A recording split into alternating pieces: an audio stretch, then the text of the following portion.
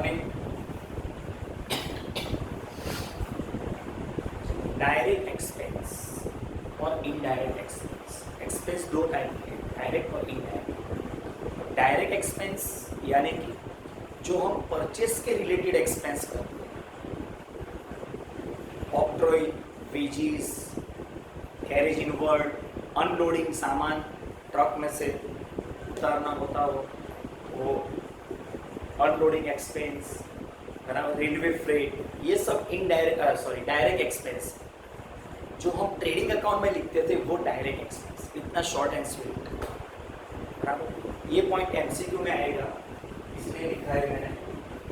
Indirect expense यानी non recurring, recurring in nature.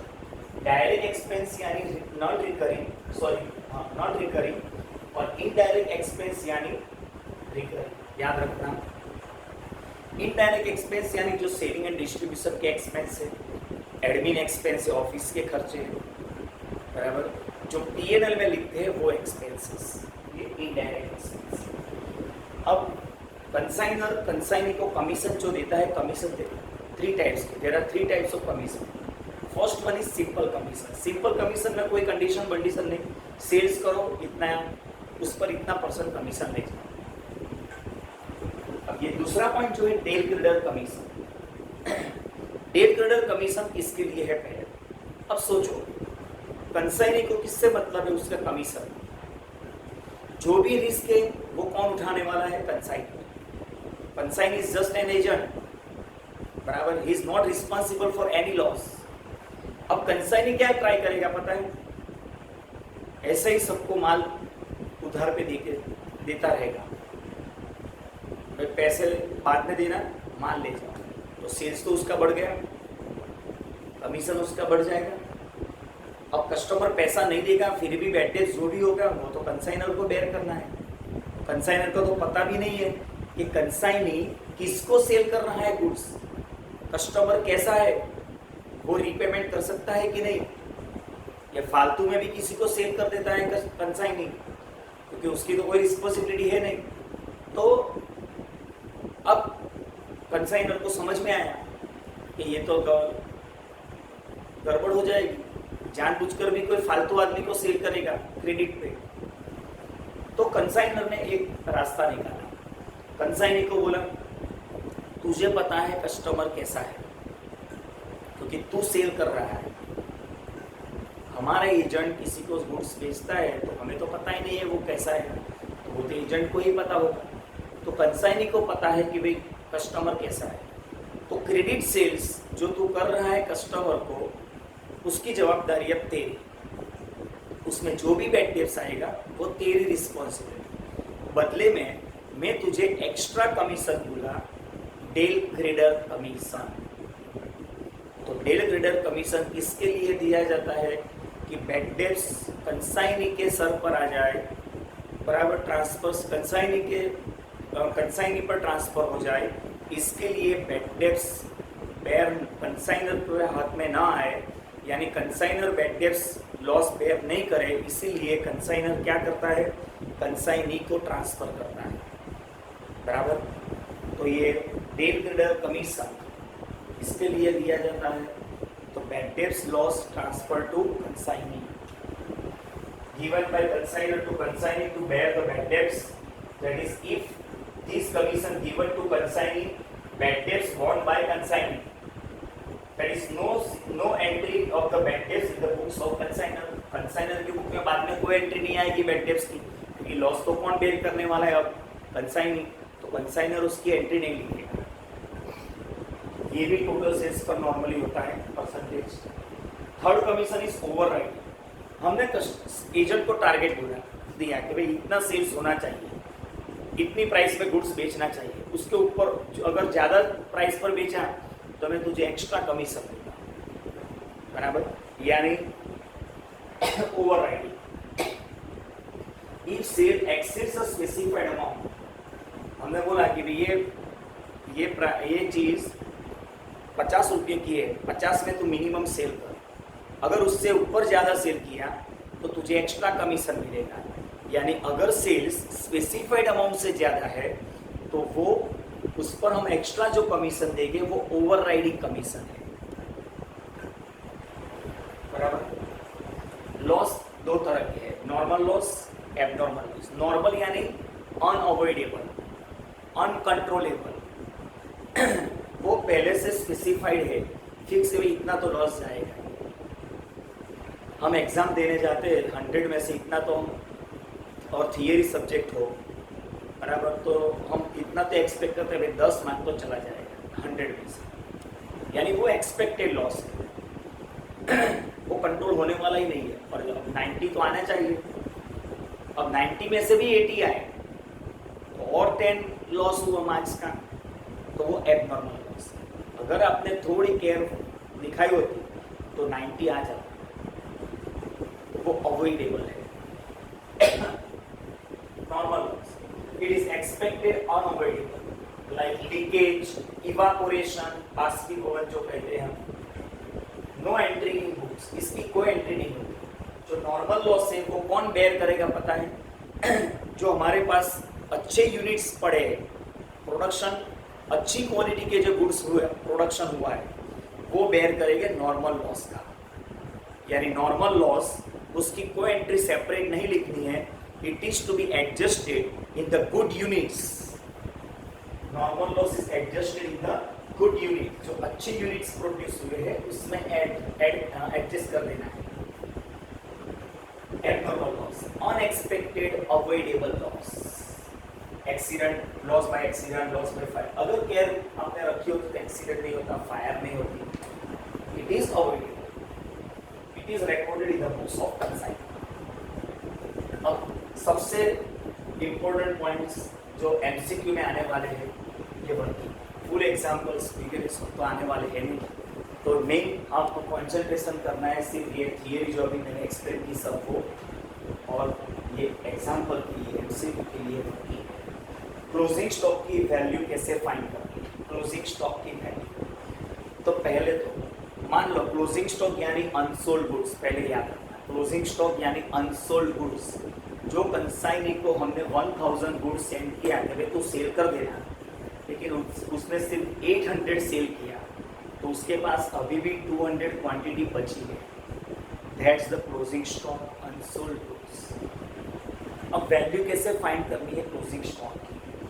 तो पहले कॉस्ट प्राइस यानी कितनी क्वांटिटी क्लोजिंग स्टॉक की बची है, तो कि 200 इनटू ओरिजिनल कॉस्ट कितनी थी, cost price, plus all expense of consignor. All यानी डायरेक्ट एक्सपेंस हो या all expense of consignor. All यानी डायरेक्ट एक्सपेंस और इनडायरेक्ट एक्सपेंस, जो भी एक्सपेंस हो कंसाइनर के दोनों एक्सपेंस कंसीडर करना है।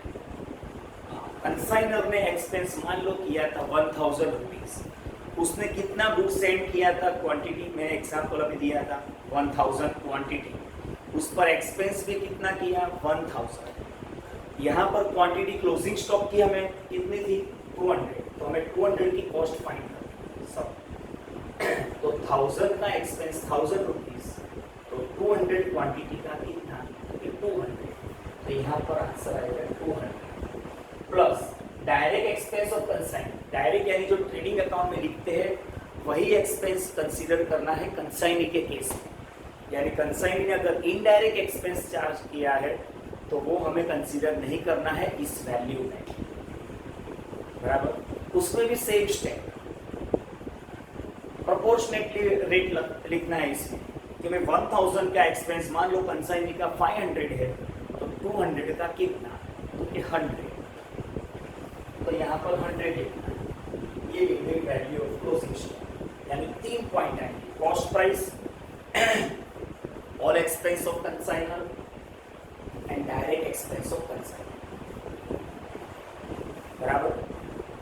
अब value of abnormal, same points, nothing change, cost price, अब एबनॉर्मल लॉस की क्वांटिटी लेनी है, plus all expense of consignor plus direct expense of consignor.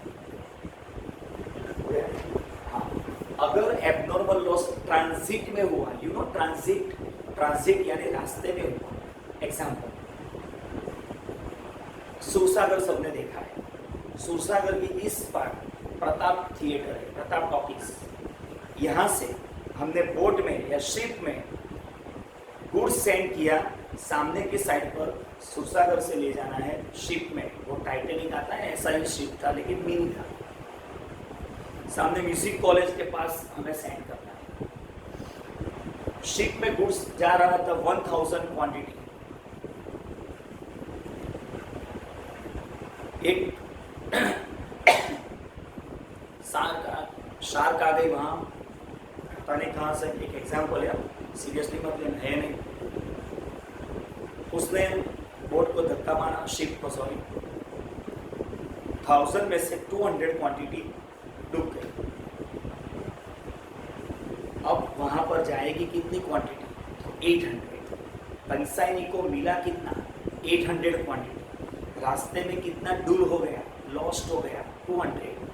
तो वो लॉस इन ट्रांजिट हुआ, एबनॉर्मल लॉस इन ट्रांजिट, रास्ते में लॉस हुआ, बराबर। अब कंसाइनी कितना क्वांटिटी लेकर जाएगा? 800।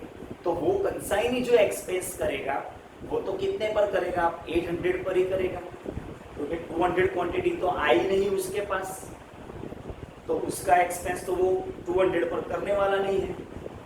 समझ में आ रहा है मैं जो बोल रहा हूँ? मैं कितना किस पर एक्सपेंस करूँगा? जो मेरे पास आएगा उस पर एक्सपेंस करूँगा। जो आया ही नहीं, बीच में ही लुढ़क गया, उस पर मैं क्यों एक्सपेंस करूँगा? बराबर। तो एबनॉर्मल लॉस इन ट्रांजिट जब हो तो कंसाइनी का एक्सपेंस एबनॉर्मल लॉस पर कुछ भी नहीं है।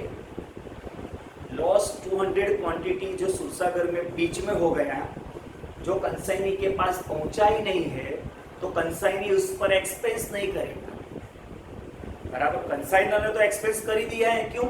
जब भी उसने सेंड किया गुड्स, वो तो 1000 ही किया था, शिप में तो 1000 ही उसने चढ़ाया था। तो कंसाइनर का एक्सपेंस तो है ही, कंसाइनी का नहीं होगा। यानी एबनॉर्मल लॉस इन ट्रांजिट हो तो ये डायरेक्ट एक्सपेंस हो, कंसाइनी जो है उसको कंसीडर नहीं करना है। If abnormal loss in transit, the direct expense of consignee will be ignored, बराबर। और एक पॉइंट बाकी है। अब देखो, ये क्लोजिंग स्टॉक फॉर्मेट है, वर्किंग का फॉर्मेट, बराबर। जब normal loss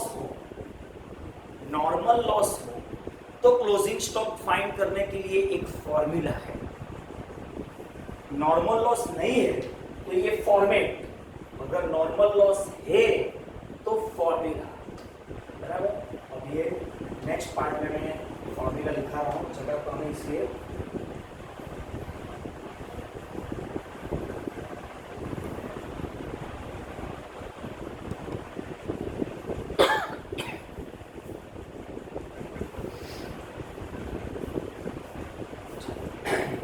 When normal loss is there, अगर एग्जाम्पल में नॉर्मल लॉस भी है, then to find out the value of closing stock, there will be a formula, otherwise format, बराबर। अगर नॉर्मल लॉस नहीं है तो मैंने अभी एक्सप्लेन किया था आपको फॉर्मेट, लेकिन अगर नॉर्मल लॉस है तो ये फॉर्मूला है, छोटी सी फॉर्मूला है। इसमें कोई प्रपोर्शन नहीं कि इतनी क्वांटिटी का इतना एक्सपेंस हुआ तो इतने का कितना, कुछ भी नहीं। टोटल कॉस्ट प्राइस यानी जितनी भी टोटल कॉस्ट हुई है वो plus total all expense of consignor, consignor का ऑल एक्सपेंस यानी डायरेक्ट इनडायरेक्ट उसका पूरा टोटल, प्लस डायरेक्ट और total direct expense of consigning, minus value of abnormal loss, यानी हमें इससे पहले एबनॉर्मल लॉस की वैल्यू फाइंड कर देनी है वर्किंग में, डिवाइडेड बाय टोटल क्वांटिटी कितनी कंसाइनर ने सेंड की थी, goods send by consignor in quantity, minus normal loss in quantity and minus abnormal loss in quantity into quantity of closing stock. तो ये फॉर्मूला आपको याद रखनी है।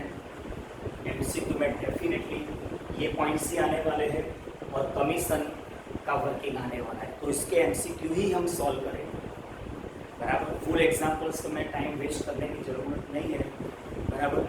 अगर पॉसिबल हो तो हम वेकेशन में आपको फुल एग्जाम्पल्स, अगर ऑफलाइन स्टार्ट हुआ तो SY स्टार्ट होने से पहले ये सब मैं डिटेल में आपको ऑफलाइन में करवाऊँगा, बराबर। अगर आपके नसीब में है तो